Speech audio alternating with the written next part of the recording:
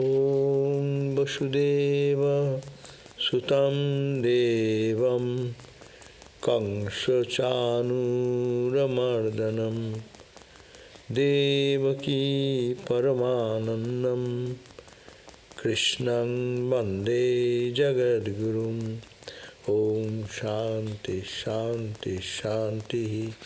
We salute Bhagavan Sri Krishna, the son of Vasudeva, the destroyer of the demons, Kamsa and Chanura, the darling of the dear mother Devaki, and the Guru of the world or the universe. Om Shanti Shanti Shanti. Peace, peace, peace.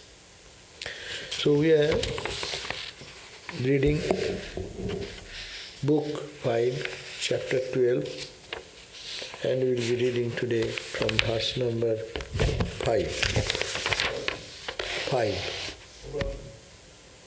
12th chapter, 5 verse. Oh, acha. But it is 5 verse. Chapter 12, 5 verse. 5.12.5. 5.12.5. So this chapter started with the Rahugana. Rahugana is the king who was inside the palanquin and who didn't understand that is a great sage who is Bharata himself. He is carrying the palanquin of him. It should be easier if you were here on this side, then it's easy for me to see. Can you come this side? That because we can.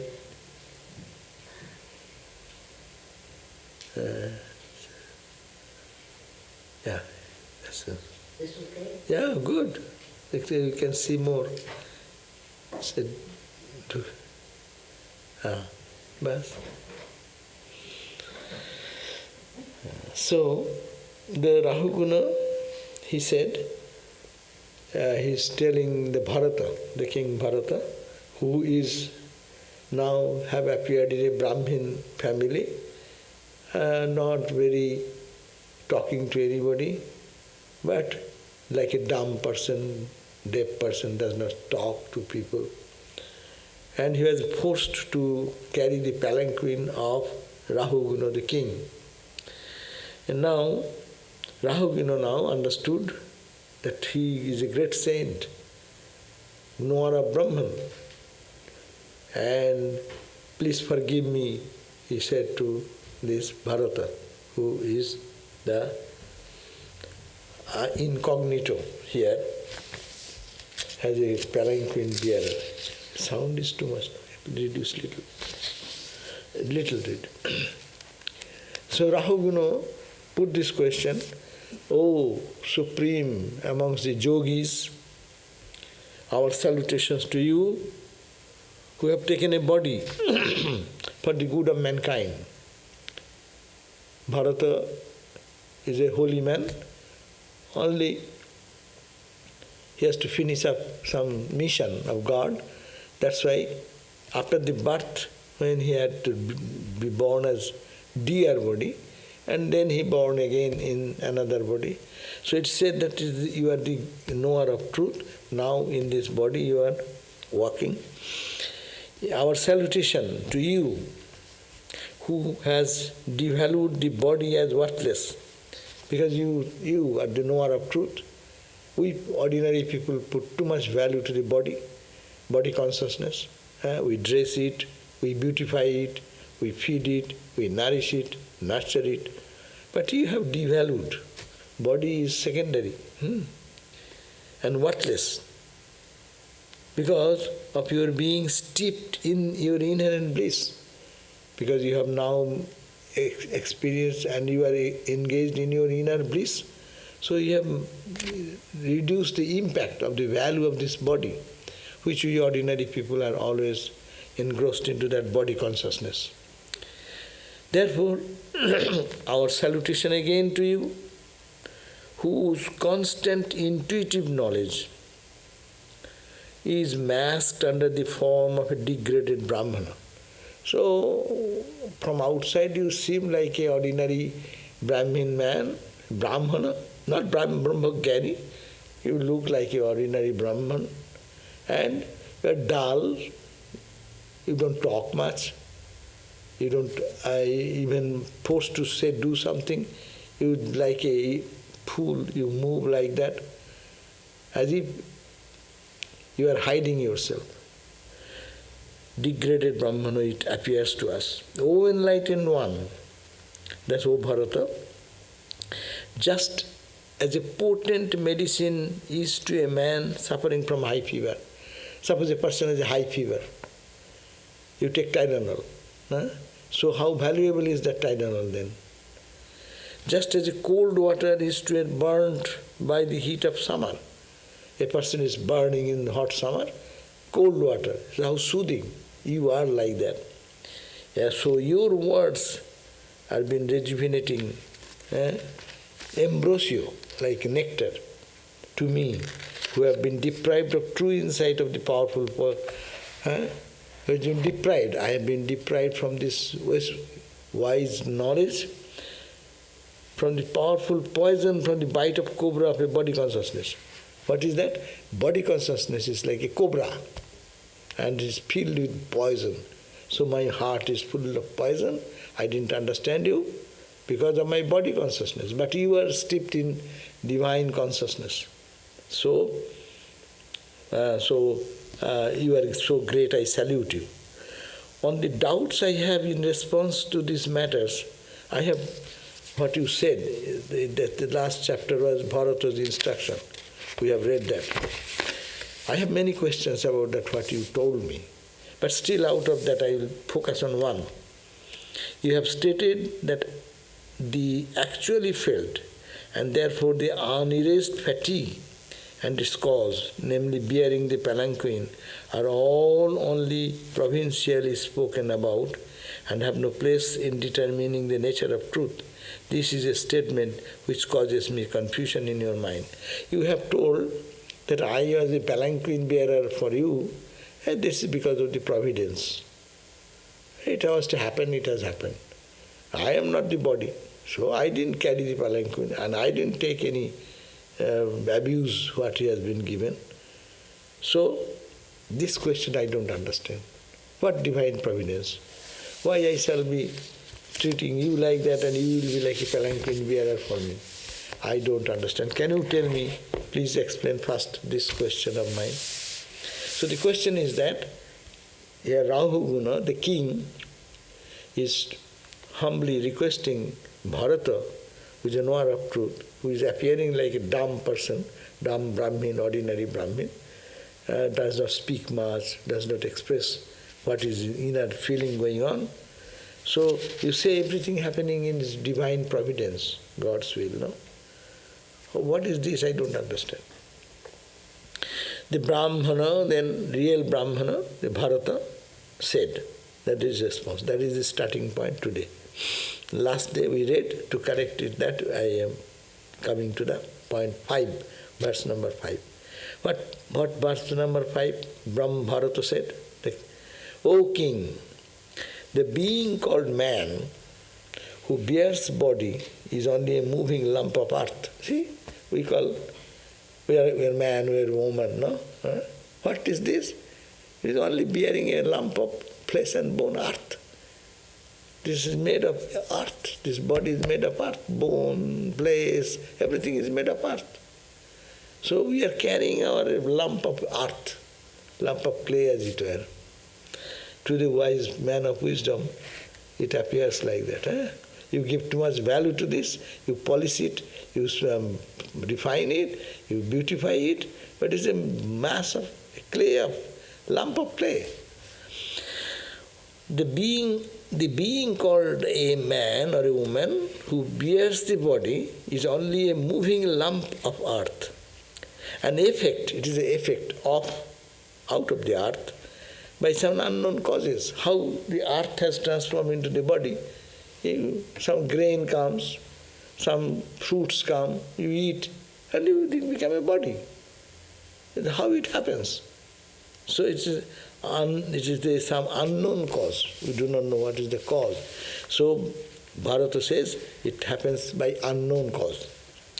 The body in truth is constituted of a number of limbs. No? You see the body? It is constituted of some limbs sewed together. You put in one. So what is that? Feet. So look at the feet. Feet and put ankle over it. Ankle. Then foreleg over it. And then knees over it. And then thighs over it. Then waist. And then chest. Then neck. Then shoulder. Then head. 1, 2, 3, 4, 5, 6, 6. And you call him a body.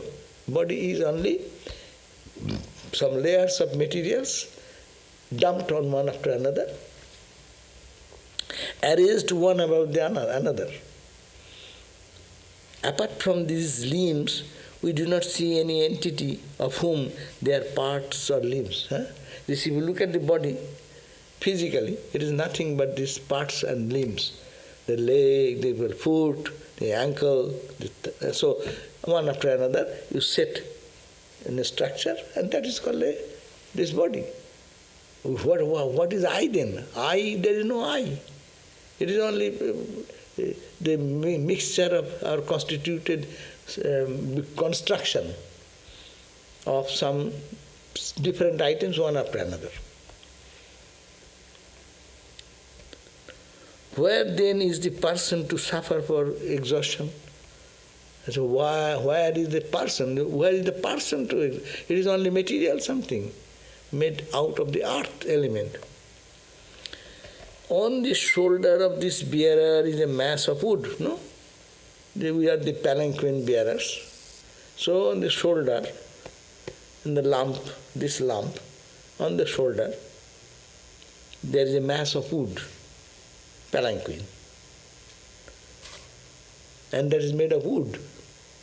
That's also insentient. Now, in that is seated another lump. That you, the king Rahuguna, is sitting in the palanquin inside.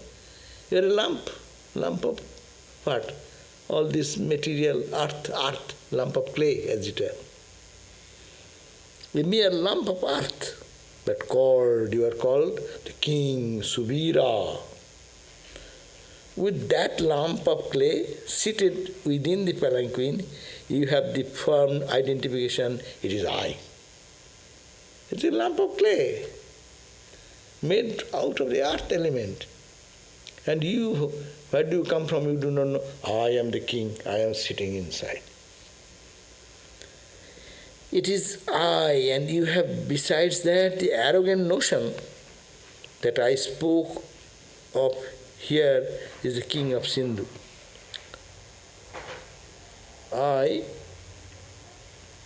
The arrogant notion that I, spoken of here, is the king Sindhu. And you see I, who is I? I am not an ordinary person. I am the king. I am the king of Sindhu, the area called Sindh. That's why it's called Sindhu. The people who live in that corner, that's called Hindus. And Persians visited that, they could not pronounce the word Sindh, S. They pronounce S as H. So Sindhu become Hindu. That's why it's called Hindustan. The Hindu word came. So you are the king of that Sindhu, that territory, what is called Sindh. You are making this poor and pitiable palanquin, your ego, a lump of clay.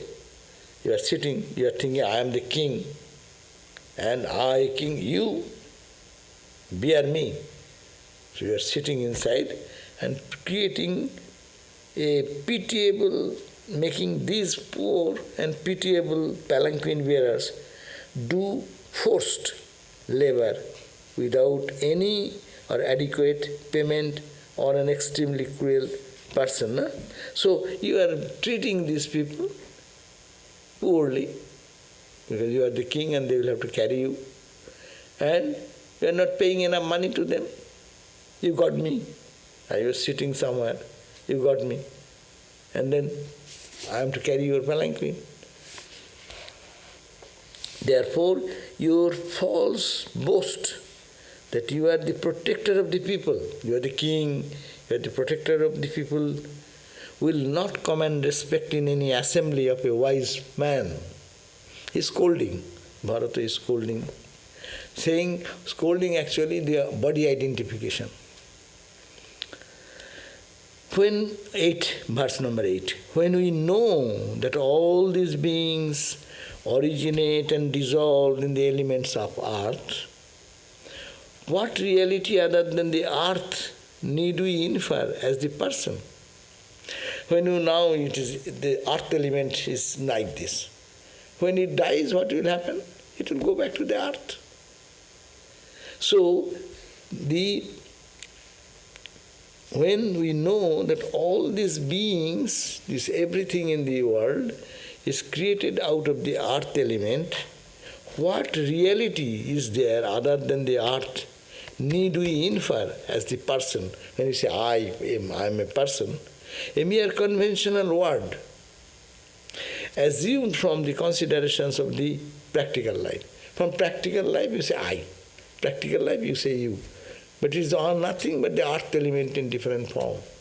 So, and when this body goes, it merges into the dust again. It comes out of dust, it goes back to the dust. Even what is called the earth cannot exist apart from its components. Earth has subatomic particles, no? Clay is small, go. So he says even what is called the earth cannot exist apart from its components. The imperceptible atoms, which are mere mental construct of men who in their ignorance seek to explain this substance earth as an assemblage of these assumed particles, meaning ultimately they and everything else have their basis only in the cosmic power of the Lord. So there is behind that there is a power of this earth and this constituent part of the many particles make the earth, no? All these particles are supported by the power of the Lord's power.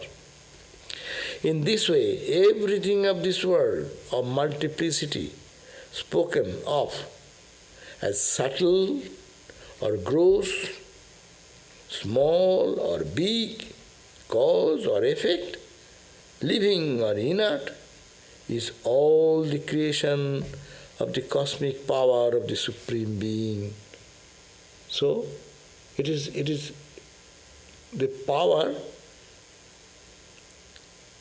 this creation in which living or inert, gross or subtle, small or big, is the creation of then whom? Of a cosmic power. Ajo, in Sanskrit it is called Ajo, of the Supreme Being, called differently by different philosophers as the substance. Some say it is a substance, some say it is a nature, some say it is a tendencies, some say it is a time, some say it is a karma.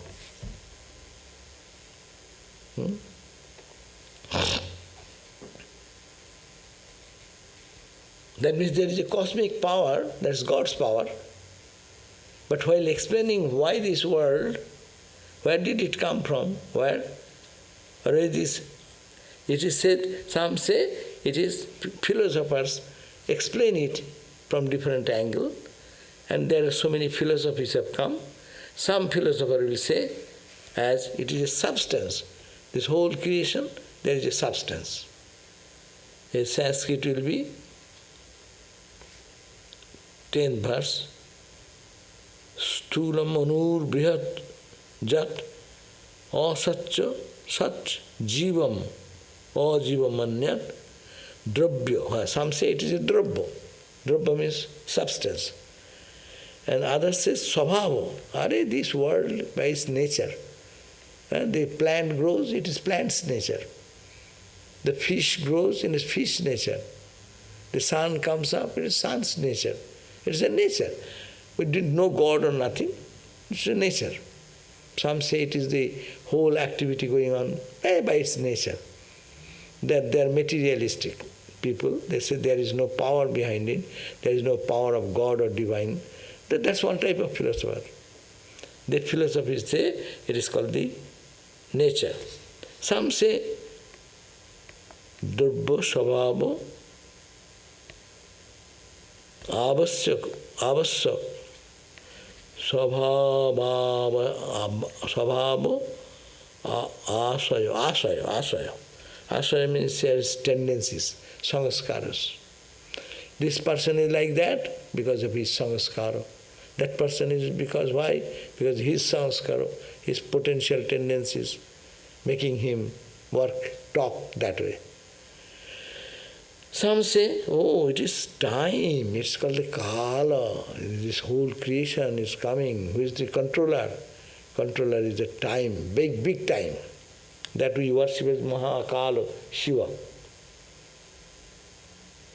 And some say, no, it is karmana. But everyone, their karma is making them work. You are here, because of a good karma, bad karma, you are here. My bad karma, good karma, I am here. So karma is the driving force behind. So this is the question, what is the driving force behind? Some say it is karma. Some say it is the time. In time it comes, in time it goes. The earth has come in time from the sun, and time it will all go. Which today or tomorrow is not the question, but it is the time is the power behind. Some say it is tendency of the people or tendency of this world is like this. Some will say it is a nature, prakriti. Some will say it is a substance, fundament. So different philosophers, they call about this, the power behind this material world, as we are just talking about. Material world, what we are talking about, is made of clay. Konado, Onubad, Onu theory. We have 6 systems of philosophy that is they are protecting. Now, how enlightenment comes out of it? Verse number 11. But the ultimate truth is what the sages call Vasudeva. These are all other philosophies say. Prakriti is the cause of this creation, nature is the cause of creation, some say time is the cause of this creation, karma is the driving force of everything. So these are different philosophers, different say, but conclusion is that the ultimate truth is what the sages called, he is called the sweet term Vasudeva, Krishna, the support of all, and the Bhagavan, the possessor of all divine majesties. So it is God, it is Bhagavan, Vasudeva, he is the cause of all this creation. So it is a big philosophy they are talking about. If we know all this Shoradarshan, 6 darshan, so then this may be explained, it may take a big, but it's not necessary. We are also not to go into such details. So ultimately, Bharata is saying, ultimately it is the Lord Narayana, it is the Vasudeva, which is the support of everything, is the Bhagavan. He possesses of all the divine majesties. He is described, this Bhagavan is described variously as knowledge, absolute purity, real existence, the one without a second, the one without an inside or outside is called the Brahman, the all-inclusive, the peaceful one. So, who is this Narayana? This Narayana is not a man, But he is Satchidananda.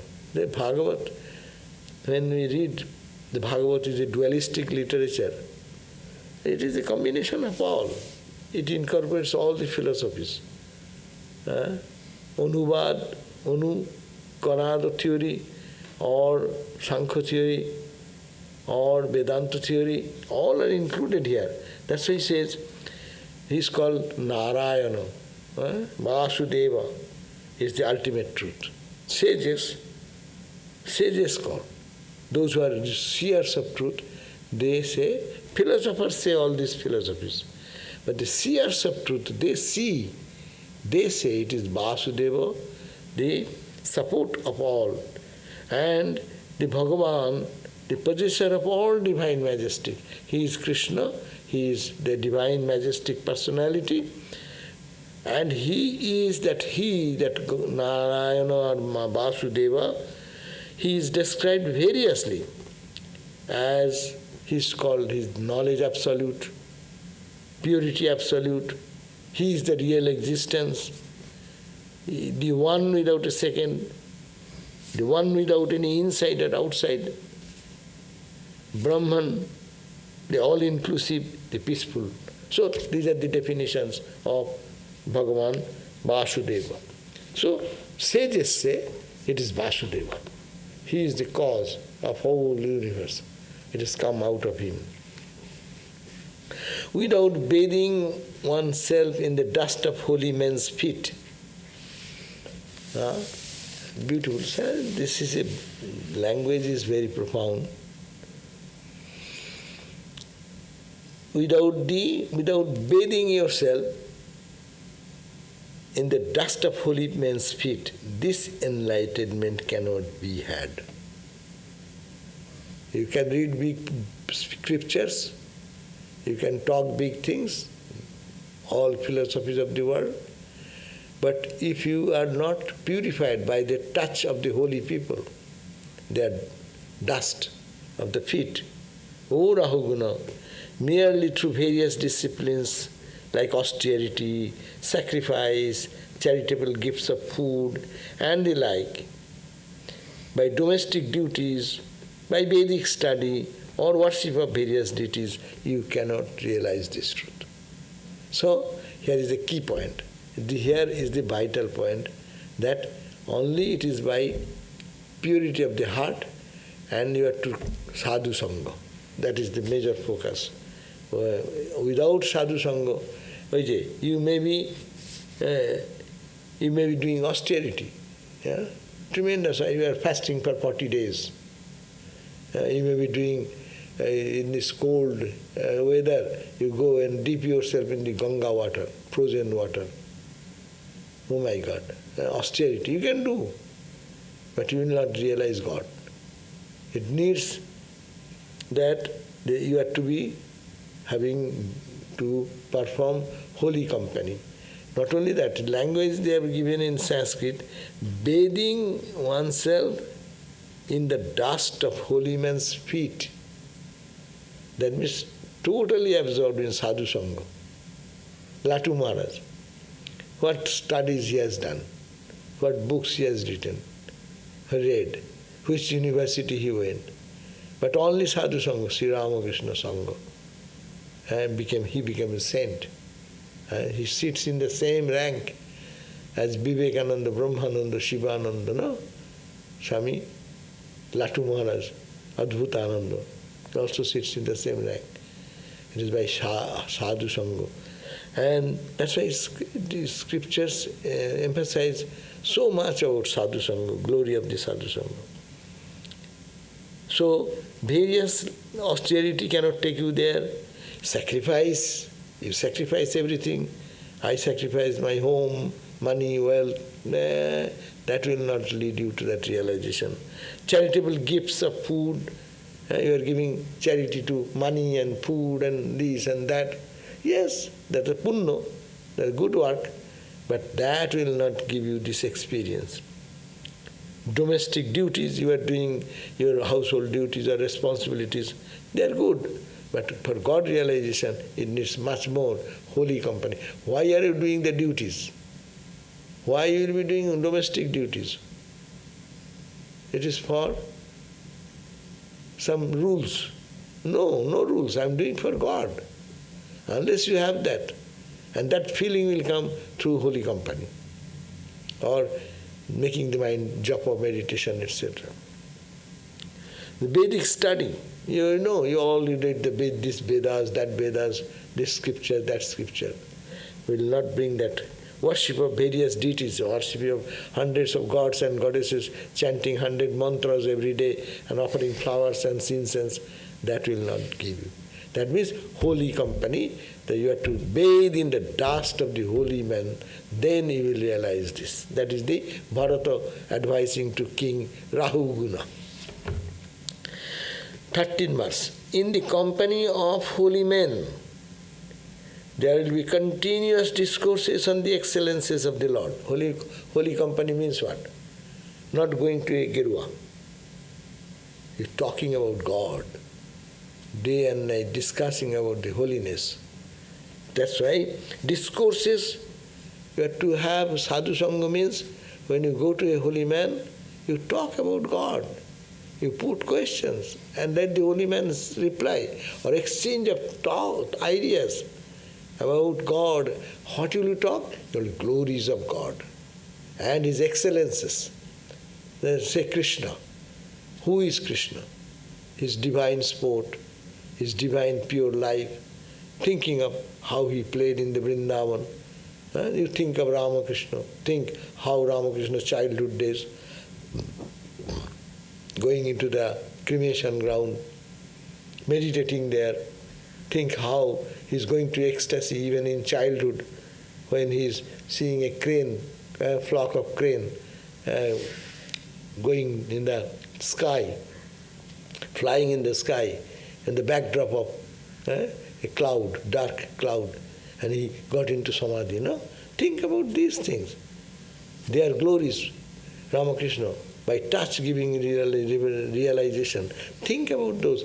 Read when he's talking of the highest wisdom of God realization and how he's emphasizing God realization is the goal of life. Like he talk about his excellences, understand about that, get absorbed in his glories, in his name, chanting his name, holy name.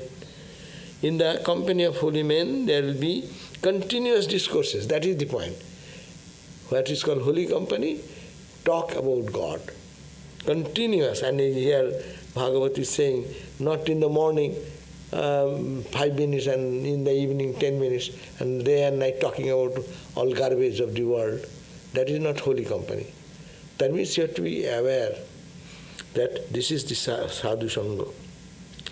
On the excellences of the Lord, thus completely eschewing all chances of talks on worldly matters.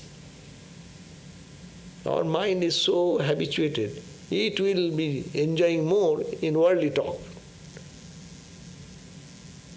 And it is not so much interested in the spiritual talks and discourses, or mind is thinking of God, mentally about God.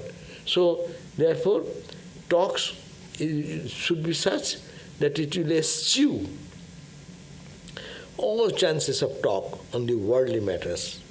When aspirants imbibe it through their years every day, you create a habit. That's why in India there is a style, it's called Harikatha. Harikatha. Harikatha means talk about Lord Hari. There are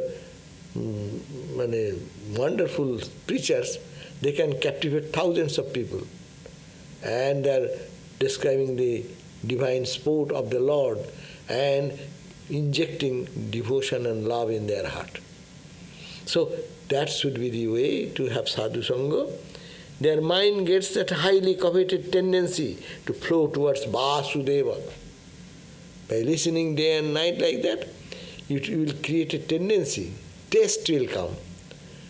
Our taste is for Rasagulla. Our taste is for what you call kuch good. This food is good, that food is good. Yesterday this recipe, that recipe, that. That sometimes is necessary, little bit. But more should be recipe of God realization. That is the point that has. So, it's tendency that it should imbibe through their ears every day. Their minds gets, and if we hear about Harikatha every day, what will happen? Our tendency, our ear will be tuned to listen to that. A tendency will grow. Rather than, as I say, your taste will grow for healthy food rather than the fast food. Fast food, it likes it, tongue likes more. But one time will come, fast food will not be at all attractive. Only healthy food will be. So it is a tendency growth. Some people, they used to meat and this and that, they give up. A tendency, the same person who was fond of it so deeply, they give up and create a new tendency, divine tendency.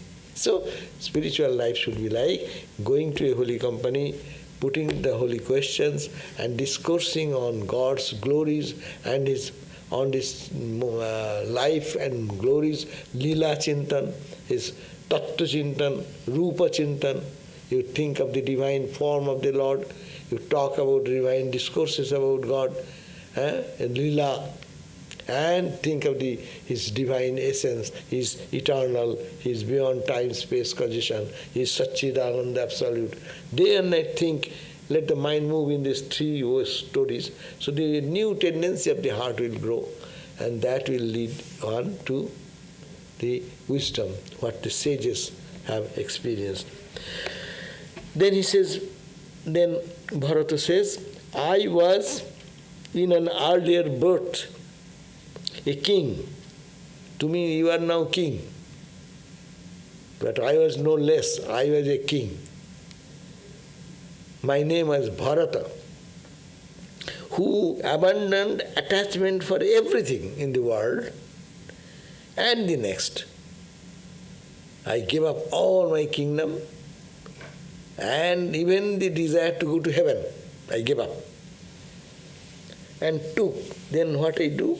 After giving up, I took the exclusive worship of the Divine Mother, of the Divine. That means I left everything. And as we know the story of Bharata, he went in a secluded place and living in the ascetic life, living on fruits and roots, and meditating and praying and doing that. So he said, I was in the earlier birth, this birth before, as called King Bharata, who abandoned all attachment for everything in this world and the next in heaven, and took to the exclusive worship of the Divine. There is no other job. I give up everything to spend and live and die in God consciousness.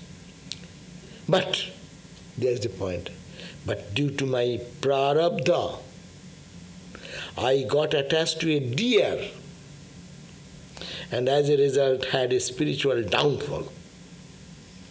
In my next birth, I became a deer. See the point, very alarming. You may go to very high spiritual flight. If you have any little, the Holy Mother said, if there is a fiber in the thread, it will not enter into the eye of the needle. One fiber is enough. So he has given us his kingdom. He gave up his heavenly desire for heavenly joys, pleasures. But one desire, he fell in love with a deer. Sympathy. How some sympathy drowns a person. Even sympathy, doing good to others, can drown him down if they are not careful. It's a good job. You see, what a generous job, no? He is giving up his meditation thinking, oh, deer is running away there. Did the deer, baby deer, got some good grass? Okay, let me collect some grass. Hey, come, eat. With little. That itself caused him so much that the point of death, he was thinking what will happen to the deer, who will take care of the deer. I'm thinking of deer. The next birth he has to be born as deer. Alarming. Spiritual life is, that's why it is called the Kshurasya Dhara. It is like a sharp edge of the razor. The razor's sharp edge. And someone will to walk over that. And people think that I got nirvikalpa. You see everywhere, everyone is getting nirvikalpa. Someone is writing that he wants to join in our monastery or convent, but he has already got nirvikalpa. But still anything to be done yet. Hi Bhagavan. You got nirvikalpa, you got everything, then you come. I wrote, you have got nirvikalpa, therefore this place is not for you. It is for us who want to get a glimpse of God realization. No? But you have attained to that, then what for? What for you? Wherever you are, you are. No? So it is only words. We do not know what is nirvikalpa, what is savikalpa. We talk. So it is said that I got attached to a deer, and as a result I had spiritual downfall. In my next birth I became a deer. But, O king, the memory of my devotional past did not desert me. I was practicing devotion, as I said. No, I give the example. You are going from here to San Diego, and you go the Irvine area, and Irvine spectrum, there are very light and dazzling things are going on, so many movies and this and that. You on the flyover, you are driving, and you say, oh, what is fun going on? Let me take an exit.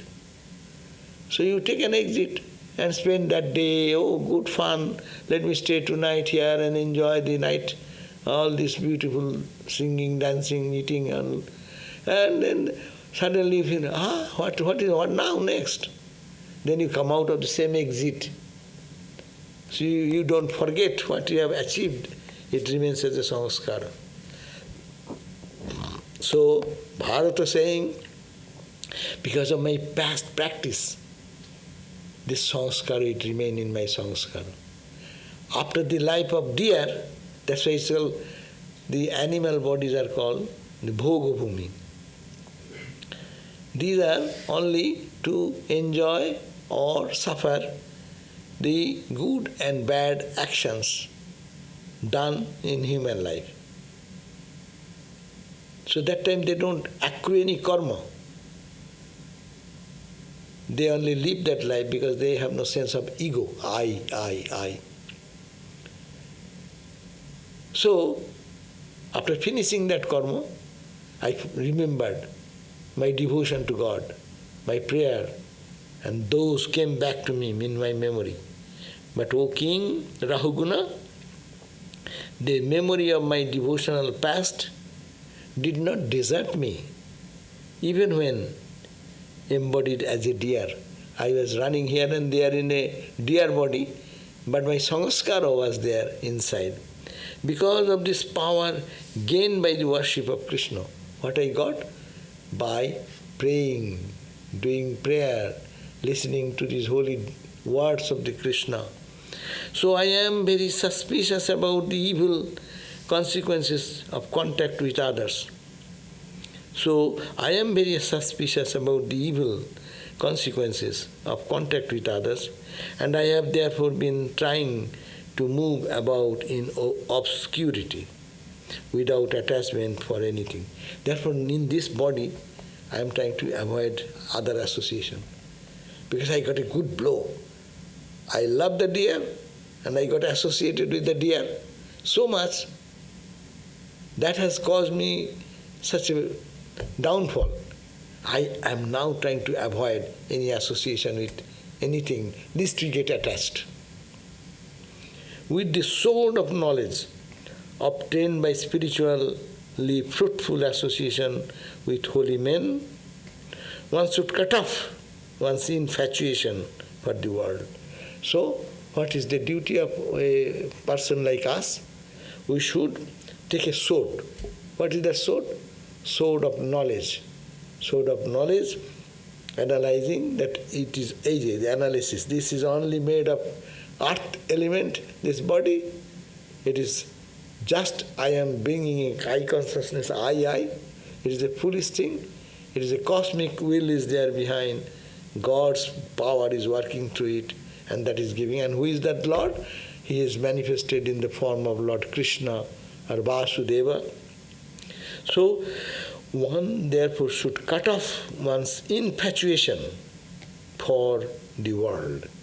We are too much steeped into the world. So he's saying one's duty should be to cut that bond, separate it out. By adoring Hori through the hearing and recital of texts dealing with his glories and excellences, one gains the spiritual consciousness that one is the Atman and not the body. So how will he reach that absolute knowledge? That I am Atman, I am Brahman, I am pure. It is only you have to do, adoring the Lord, that we try. Get up in the morning, come to the shrine, pray. Try our best, japa, meditation, chanting. So he's saying, this is the path. By adoring the Lord Hori through the hearing and recital of texts, the text dealing with his glories and excellences, God's excellences, God's glories, seeing the glory of God in everything in the universe and his power behind everything. One gains, if you do that, then one will gain the spiritual consciousness that one is the Atman and not the body. Not the body will go away. The consciousness of Atman will grow if one can really engage himself day and night in hearing the glories of God, reciting the chants, mantra, praying to God, and seeing God everywhere. And attains to Sri, who is the goal of the aspirant, beyond the limits of transmigratory existence. So, in these few verses, from 5 to the verse number 12, 16. This verse is 16 verse we read. To 5 to 16, Bharata gives instruction to the king Rahu Guna that how you can get out of your body identity. So, simple formula, day and night think of the glories of God, have sadhu sangha. This reading is a sadhu sangha. When you are reading some holy scripture, you are reading Gospel of Ramakrishna, you are reading Upanishads, this is sadhu sangha. By having that sadhu sangha, where we know about the glories of God and His excellences, and keep the mind in that thought, gradually then this ego sense will go away. We will know it is Vasudeva, the Lord Krishna. He is the underlying power of this entire creation, and it is His world. We are only a living entity in that creation, and our body identity will go, and my divine identity will come up, and then one will feel, I am the child of God, or I am that. This is the end of the chapter 12. Now I'll start the chapter 13. Let me read 10 minutes are there, 5 minutes I read. So at least we start again. So 13th chapter, the story of Bharata, who says the forest of Samsara. So the Brahman Bharata was instructing the king Rahuguna, is continuing. But this is a new chapter started. 13th chapter. We end the 12th chapter, here is 13th chapter started. The Brahmana or Bharata said, the jivas pushed into the path of samsara by Lord's Maya. Consider that their duty consists in following the various ways of works dictated by the gunas of Sattva, Rajas and Tamas. So, what Bharata is saying, the jivas, we, all the created beings, jivas, we are pushed into the path of samsara. How? By Maya. ওই যে চণ্ডী বলছিস Mahamaya, by Mahamaya's Maya, everyone is bewildered. Jnaninam api chetangsi, even those people who are jnanis, their mind knows that this is samsara, but they are pushed into the identifying situation of the world as real, and they feeling real, they cry and weep and smile. So the jiva is pushed into the path of samsara by the Lord's Maya. It is done by Maya of the God. Consider that their duty, and when it is pushed into the Maya, look at our condition.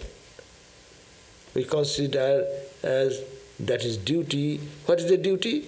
In following the various ways of work dictated by the three gunas.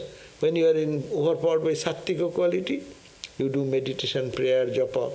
When you are rajas quality, you do work, and in the world every day, day and night, going to office, going to business, driving the car, doing all this activity in the rajas, and the tamas quality.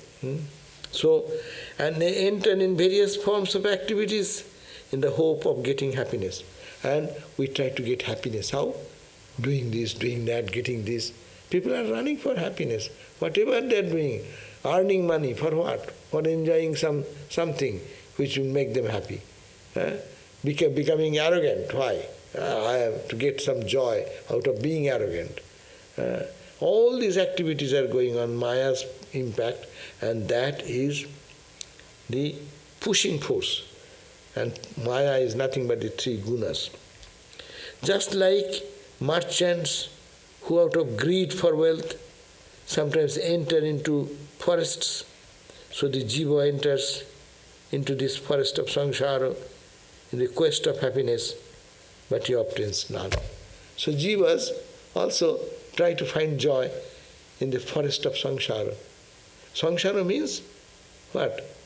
Sarati iti samsara, which actually moving every moment, move away. We think that it is true, but when you go on to catch it, it goes away. Samsarati iti samsara. So we try to find happiness in the samsara, in the world. But he obtains none. But going into the path of samsara, everyone has experienced how much joy we got. Whatever duties we do for our family, our neighboring people, our this and that, where is the achievement of anything? It is ultimately we get nothing. O king, in this forest, a band of 6 brigands, 5 organs of knowledge, headed by an extremely evil-minded leader, the corrupted intellect, attacks these travelers and robs them of their possession. Beautiful. It is like Thakur used to sing that song.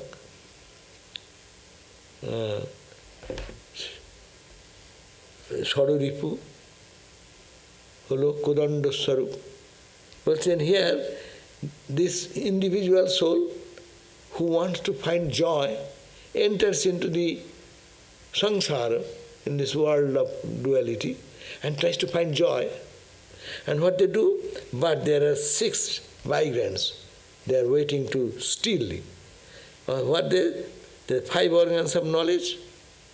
Is it? Eyes, see the beauty, ha ha ha, it is go. He runs for the beauty, ear runs for the sound, nose runs for the fragrance, ear, eyes, mouth for speaking something which is, and skin for khiti apna, chakshukarna nasika jivha tok. These are the 5 organs of jnana, the 5 organs of knowledge, and his head is extremely evil-minded leader, which is called the intellect. Mind or intellect. So these 5 organs of knowledge and mon or buddhi, 6. These 6, they direct us to enjoy this, to eye, to ear, to nose, to tongue, to taste. Tongue, aha, food, food, food, food. 90% of our life goes away if food is not there. How much time it goes for cooking and cleaning and doing dishes and doing and preparing. All earning is for eating, no? Mostly. But the poor people, at least generally, if you go to the majority of the people, they have to survive. So, but the tongue. So tongue, eyes, ears, they all have their own subject and they are destroying our essential nature. These travelers are taken. There are jackals in it which often carries away the heedless travelers as wolves snatch their kids. So, they are troubled, these passengers, these people, as we are, entered into the samsara to find joy, and then we get, the joy gets us. We want to get joy, but we enter into the world, and we don't find joy. Joy, in the hope of joy, we become a slave of joy. Yes, bhogana bhukta, vayameva bhukta. I wanted to enjoy the world enjoys me. So this is the condition. We enter in the Maya spell, three gunas forces us, and our own senses, five sense organs, and this intellect, buddhi. Buddhi wrongly direct. Go, you will find joy there. Eat, drink, dance, sing, and you will find joy, you will find joy. And you go, and you find nothing there, and you find come back with frustration. Okay, so we did up to this, verse number 3. We will start again, of course. So we are, main thing why we are here? We are here because we want joy. And we joy, which way we will go? Not in here, inside, or loving Krishna, or thinking of the holiness of the Lord. But here, our mind goes here to outside world and to find joy with the 5 sense organs. We want to enjoy, and we get lost into it. Om Shanti, Shanti, Shanti, Harihi Om Tatsat, Sri Ram Krishna Arpanamastu. We will be now in the 7:30 again in the class of the Sheta Asatara Upanishad. We will start today Sheta Asatara Upanishad. Shweta, S-W-E-T-A, Sweta, Asara, S-W-A-R-A, Swara, Sheta Asara. Sheta Asatara Upanishad. We can collect one book. Sheta Asatara Upanishad. So Nishant is putting a question, what is the difference between a particularly absorbed meditation after which you feel transformed and samadhi proper? What is the difference? Difference between a particularly absorbed meditation. Yeah, particularly absorbed meditation will have a temporary impact and that will give joy. All the scientists, they get absorbed in a particular subject of their own. And but if you feel transformed totally, that total transformation is equal to samadhi proper. But that transformation is a long way to go. So we can find a little transformation. That's one step towards the ultimate samadhi. But I don't think that is the absolute samadhi. Absolute samadhi, when it happens, this question will not come. They will feel that I am fulfilled. What am I to achieve? I have achieved. What am I to get? I got it. I don't need anything. That absolute satisfaction will come. Okay? And here we are talking about how to increase, transformation will be this, that the person will be always in cheerful and joyful mood. There is a song, Sadananda Sukhe Bhase Shama Jodi Phire Chai. If Mother, Divine Mother, casts her glance one time, then that Sadananda Sukhe, that sadhaka, that aspirant will be swimming in the eternal blissful mood of joy. Sadananda Sukhe Vase Samadhi. Okay, thank you. So we end here and we'll again meet, as I said, at 7:30 with our new reading of Shvetashvatara Upanishad. We ended here today, chapter 5, book number 5, chapter 13, verse number 3. 5:13:3.